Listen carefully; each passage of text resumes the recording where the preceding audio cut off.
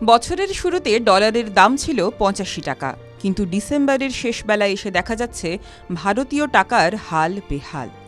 বুধবার একসময় ডলার প্রতি টাকার দর ছুঁয়ে ফেলেছে ৯১, আর তার ফলে গোটা এশিয়া মহাদেশে সবথেকে দুর্বল মুদ্রা আমাদের টাকা।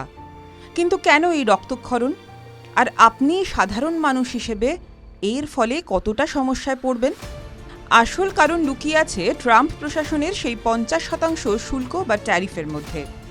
২৭শে আগস্ট থেকে ভারত থেকে পাঠানো অধিকাংশ পণ্যে এই চড়া শুল্ক বসিয়েছে আমেরিকা। ফল, আমেরিকার বাজারে আমাদের কাপড়, গয়না থেকে চর্মজাত পণ্য মহার্ঘ হয়ে গিয়েছে। ফলে কমেছে বিক্রি, কমেছে ভারত থেকে রফতানি, ধাক্কা লেগেছে ভারতীয় অর্থনীতিতে।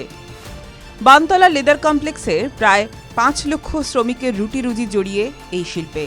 রফতানি কমলে এদের কাজ হারানোর ভয় বাড়ছে। আবার রয়েছে সামুদ্রিক মাছ। বাংলার প্রায় ৬,০০০ কোটি টাকার সামুদ্রিক খাবার রফতানি এখন বিষ পাও জলে। নমুরার মতো সংস্থা বলছে আগামী মার্চের মধ্যে টাকার দর ৯২ হতে পারে। টাকার দর দুর্বল হওয়া শুরু হতেই বিদেশি লগ্নিকারীরা ভারতের শেয়ার বাজার থেকে প্রায় ১৮ বিলিয়ন ডলার তুলে নিয়েছে, আর এই ঘাটতি টাকাকে আরও দুর্বল করছে।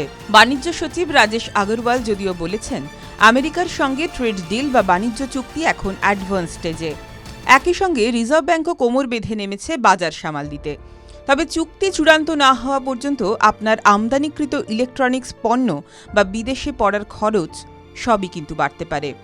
পরের ৩ মাস তাই ভারতের ব্যবসায়ী ও আপনার পকেট উভয়ের জন্যই অত্যন্ত গুরুত্বপূর্ণ।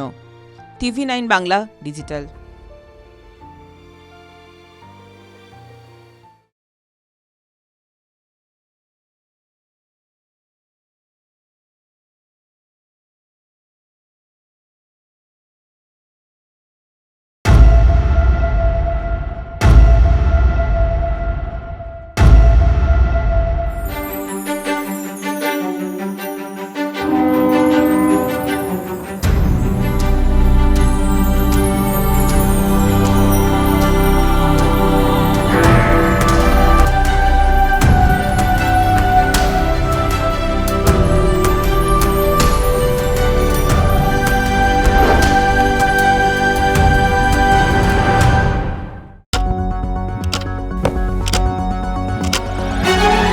রাজনীতি শুধুই কি রাজার নীতি?